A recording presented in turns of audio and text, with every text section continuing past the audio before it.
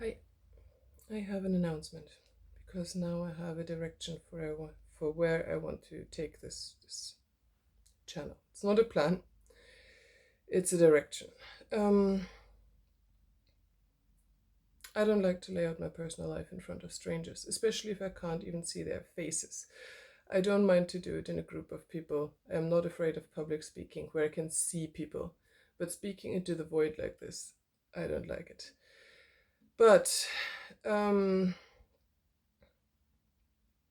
I think it could help for the following reasons with what I think is the greatest trouble we're in, and that is the risk of AI.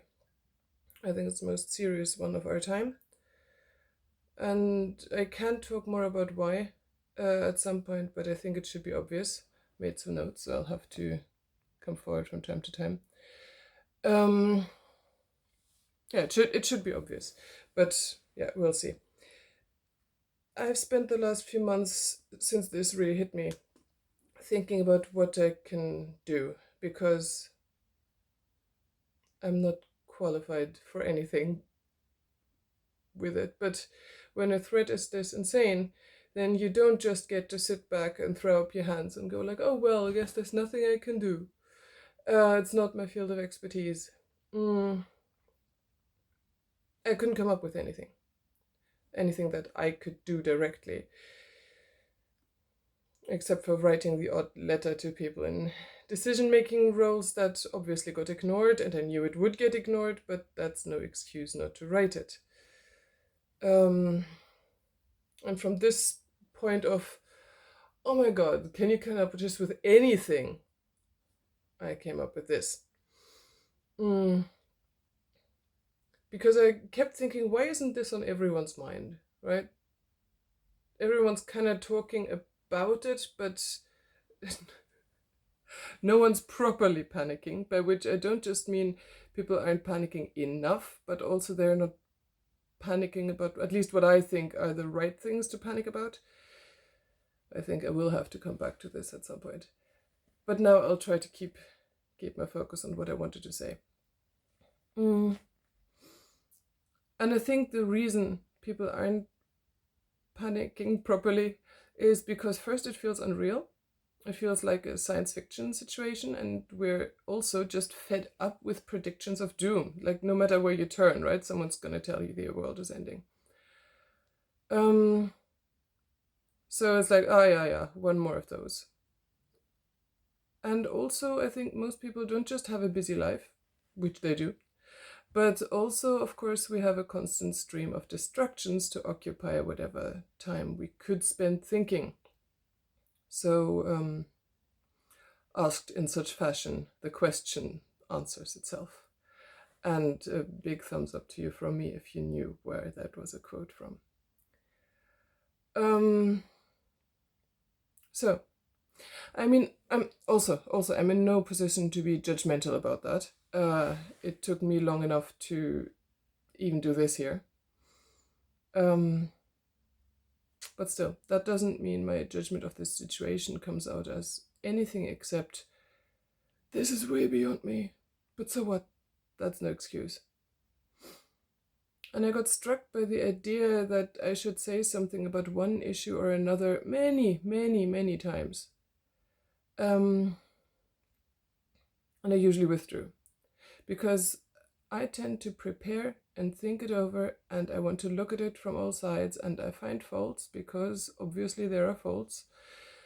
And I see other people shouting unpreparedly, and I look at my thing, I see my thing isn't perfect either, and then I don't want to say it because I don't want to add to the online shouting. Because an uninformed mob, everyone is shouting over everyone else, that's not a democracy. But anything is always going to be imperfect, obviously. And what? Sometimes I need to shame myself in the opposite direction in order to set myself in motion. So here's that version. What, I'm going to be perfect before I deign to act? Like, oh, my personal contribution, my potential insight is so valuable, yeah, that I get to polish it immaculate before it ever gets to see the light of day. And I can do that all by myself without other people's input. Oh yeah. Like that's not what I think, but I need to thing is, lots of people down talk preparation, and I hate it. They champion spontaneity, and I think it's because they're too lazy to prepare. So I don't want to be that, right? But there's also a mistake on the other side, and that's the one I try to draw into my my field of vision now, because there is a point where preparation becomes an excuse for inaction. Anyway, I maybe we can talk about how I think I identified it as that. We'll see. Now, this is why I wrote the notes, right? To keep myself on point, because obviously I'm unprepared in this, but we're doing it anyway.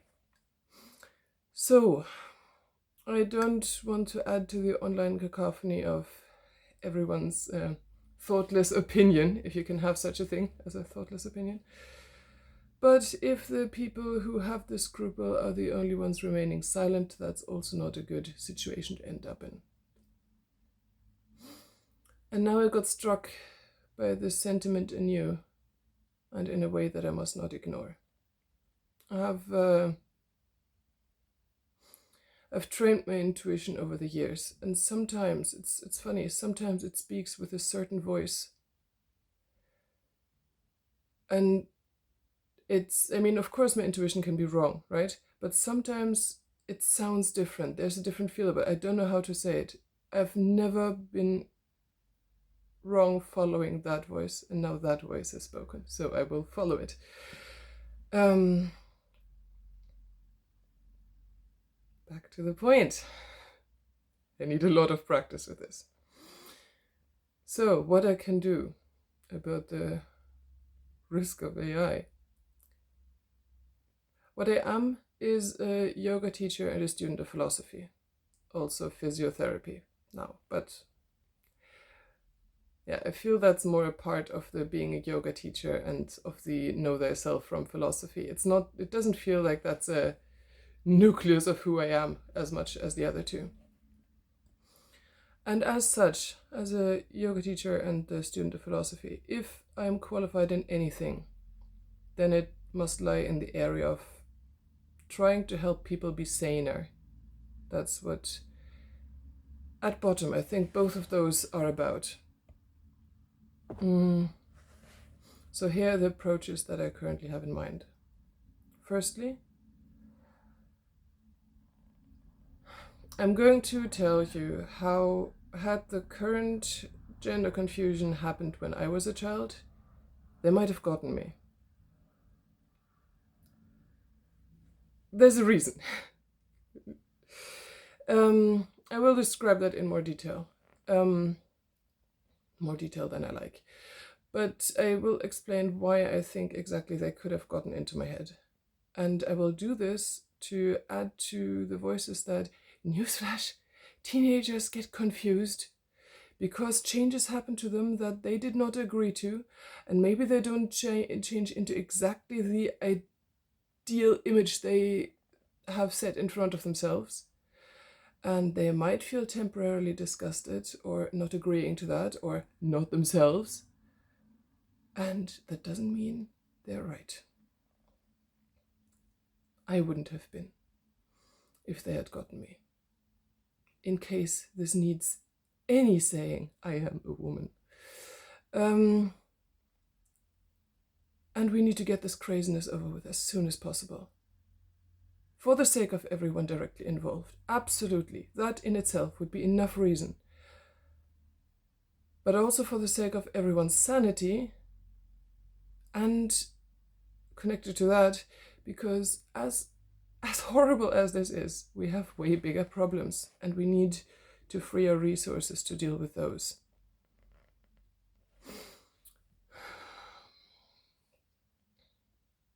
So, and then secondly, I will try taking whatever time I can. I am until here with studies and any kind of medical studies is insanely work intensive. But and I'm doing it in my third language. So I hope you'll excuse that there will not be as much time dedicated to this as I would like. But I will try to take whatever time I can to read and possibly discuss some texts from people who I find very helpful in sharpening mental vision and dispensing with nonsense. People like George Orwell, Eliezer Yudkowsky, Immanuel Kant, and Plato. And many other good names spring to mind. We'll see how we approach them. I'm not prepared, but that won't stop me. Thirdly, I will read some stories that may seem unrelated to this. But I credit them with a lot of whatever strength of character and sanity I may have. And I will start with the early ones. There are some wholesome and deep children's stories that that will easily hold their own against the nonsense we're being fed today. I hate the idea that children's stories have to be silly, because children are small and they're young, but they're not stupid. Anyway, stick to the point.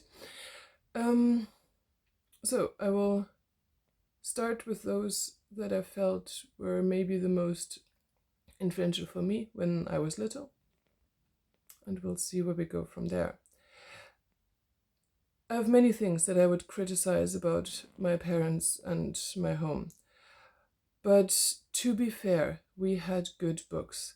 There are several things that my parents got exactly right, and I hold those before myself whenever I get too furious about the many things they got very wrong.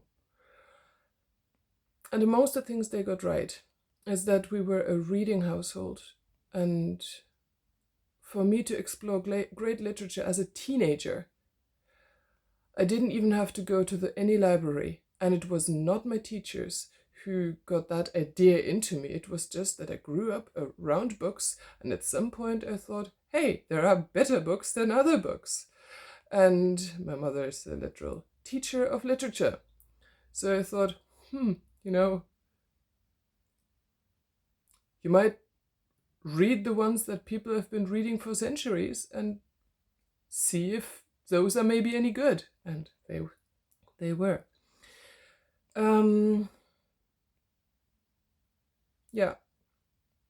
The fact that reading was so normal. It was as normal as having breakfast. You come home and people have something to do, they do it.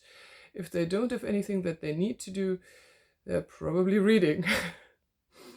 So it took me a long while to realize that that was not normal for other people. And that sense of normality, that the great heroes, that the most brilliant minds of the world have dreamt up over centuries, that interacting with them on a daily basis is normal. That feeling that they're almost physically with you always, so that you don't really need anyone else's approval. I mean, obviously you want it, you're a kid, but you don't really need it. And you have a way of, so many times when, obviously I was the mobbed outsider and people, trying to be nasty, but in my head, there was always this very strong sense of, no, come on, I got the heroes of the past on my side. What are you going to do? That was almost literally what went through my head. Like, sorry. This one day when the kids gathered to throw the food at me and things, and I still had time to pack Shakespeare. Standing there, I still had time to pack the book into my bag to protect it, and I was standing there, and I I just looked at them until they dispersed. And I was like, there's nothing you can do to me, not with this ally. It's impossible. And that sense of strength in not being alone is one that more people should have, I think.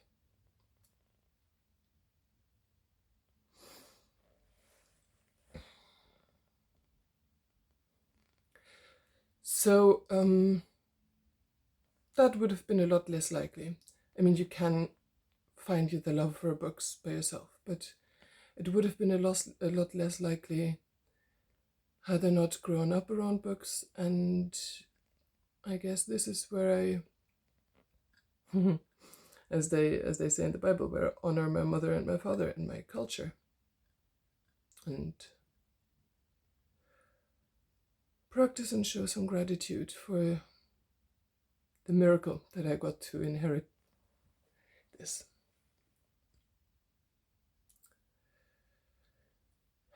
So, I will read some of what the great minds have gathered. I hope going through books in chapters and making no claims of ownership and all that will get me in no copyright trouble. We'll see how that goes. If any of you know more about such things, please let me know. Collection will probably be a bit random. I will not wait to be prepared. I will just start. And I don't dream this will have much of an impact, of course, but that is also simply no excuse for inaction. And I notice that I'm starting to settle into this state of, well, there's nothing I can do. And the comfortable thing about that is, while inactive, you don't need to look for improvement. And there are more than enough tasks to keep me occupied and grant me excuses, and that is not allowed. If as soon as I start doing something that I can actually do, which read and speak, and to some degree think, so long as I start doing it, I will keep looking for ways to do it better. Maybe you'll have suggestions. So here we go. I think we'll start with the personal stories about maybe this is a new Me Too thing. Maybe more people can tell about their own teenage confusion. Can be teenage identity confusion. Me too. I don't know. Now I'm being mean. Yeah, let's stop it here and start it here. Thank you.